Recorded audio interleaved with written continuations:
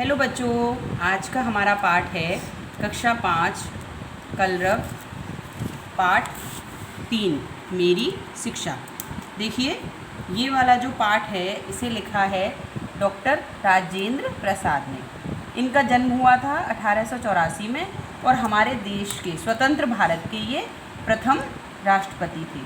ठीक है, आज इन्होंने अपने बचपन में इन्होंने शिक्षा कैसे प्रारंभ की उसके बारे में इस पाठ में बताया है। जो बाल सुलभ चेष्टाएं होती हैं, जो बच्चे थोड़ी बहुत शैतानियाँ भी करते हैं, उस सब के बारे में बताया है। तो इन्होंने इसमें बताया है कि 5वें या 6ठे वर्ष में मेरा अक्षरारंभ कराया गया। उस समय की प्रचलित प्रथा के अनुसार अक्षरारंभ मौलवी साहब ने बिस्मिल्लाह के साथ कराया था। जिस दिन अक्षरारंभ हुआ, मौलवी साहब आए, मिठाई बांटी गई। हम 3 विद्यार्थी उनके सुपुर्द किए गए, एक मैं और दूसरे 2 अपने कुटुंब के ही चचेरे भाई। यमुना प्रसाद जी सबसे बड़े थे, वे हमारे लीडर थे।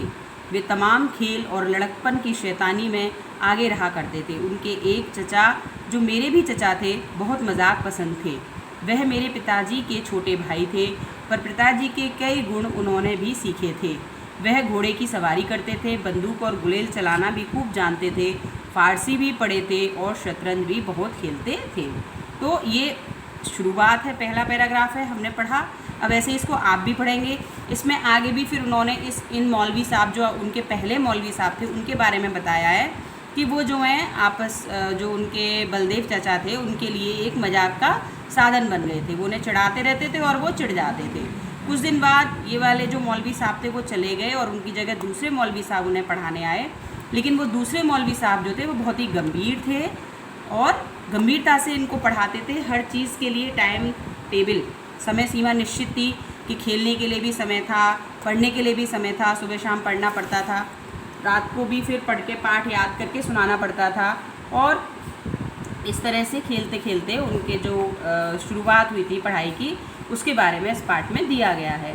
और ये जो पाठ है ये सारा लिया गया है डॉक्टर राजेंद्र प्रसाद ने जो अपनी आत्मकथा लिखी है उसमें से ये थोड़ा सा अंश इसमें लिया गया है। तो आप इसको पूरे को ध्यान से पढ़ेंगे।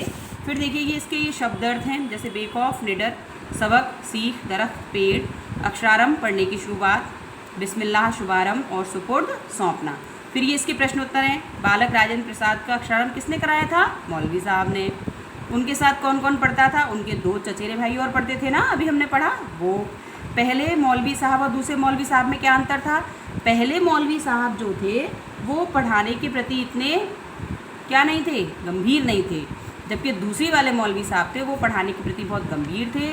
वो बच्चों को बहुत अच्छे से पढ़ाते थे और उनके लिए हर समय तैयार रहते थे बताने के लिए, पढ़ाने के लिए, और उनके खेलने कूदने को भी समय देते थे और वो उनकी पढ़ाई के प्रति बहुत ही सजग रहते थे। देर तक पढ़ना पड़े इसके लिए जमुना भाई क्या चाल चलते थे? वो क्या करते थे कि जो दिया बनाया जाता था जलाने के लिए, रोशनी के लिए, उसमें एक मिट्टी की छोटी सी पोटली बना के डाल देते थे, जिससे तेल जल्दी ख़त्म हो जाता था, तो फिर पढ़ाई बंद हो जाती थी। अब इसमें क्या करना है, देखिए ये हमें वाक्य सही क्रम में लिखने हैं। कोठरी करते रहा मैं वे एक थे, तो इसका सही वाक्य हमारा क्या बनेगा? वे एक कोठरी में रहते थे। ठीक है। दूसरे वाले का मिलेगा खेलने कूदने के लिए भी समय दिया जाता था। तीसरा बनेगा प्रायः आधा घंटे की छुट्टी मिलती थी। चौथा मौलवी साहब चारपाई पर सोते थे। ठीक है। इस तरह आप इसमें दिया है छोटे बड़े इधर उधर ऐसे विलोम वाले शब्द हैं जो जोड़ी में आ जाते हैं। ऐसे आपको और ढूंढने हैं, जैसे नीचे ऊपर, है ना, और सुबह शाम, इस तरह से आपको और ढूंढ के लिखने हैं इसमें। अब ये जोड़े वाले शब्द हैं जो युग्म में आते हैं और उनकी आवृत्ति 2 बार होती है। इस प्रकार के 5 शब्द आप पुस्तक से ढूंढ कर लिखिए। ये आपको खुद करना है। जैसे इसमें दिए धीरे धीरे और तरह तरह, एक होता है जल्दी जल्दी, बार बार, ऐसे आप इसमें से ढूंढिए और 5 शब्द ऐसे ढूंढ कर लिखिए। ये वाले आपके शब्द हैं। बेखौफ शब्द में से बे उर्दू का उपसर्ग जुड़ा हुआ है। यह उपसर्ग शब्द से जुड़कर उसका अर्थ उल्टा कर देता है। खौफ का अर्थ होता है भय, परंतु बेखौफ का अर्थ क्या हो गया? निर्भय। इसी प्रकार इन शब्दों के अर्थ लिखिए, जैसे बेदाग, जिसमें कोई दाग ना हो, बेकसूर मतलब निर्दोष, बेघर मतलब जिसके घर ना हो, है ना, निराश्रयी हो जिसको कोई आश्रय ना हो, बेवजह बिना कारण के, बेहिसाब मतलब बहुत ज़्यादा, और बेमिसाल मतलब जिसकी कोई तुलना ना हो। ठीक है, आप अब इस पूरे पाठ को पढ़ेंगे और इसका अभ्यास कार्य करेंगे। ओके बच्चों, बाय।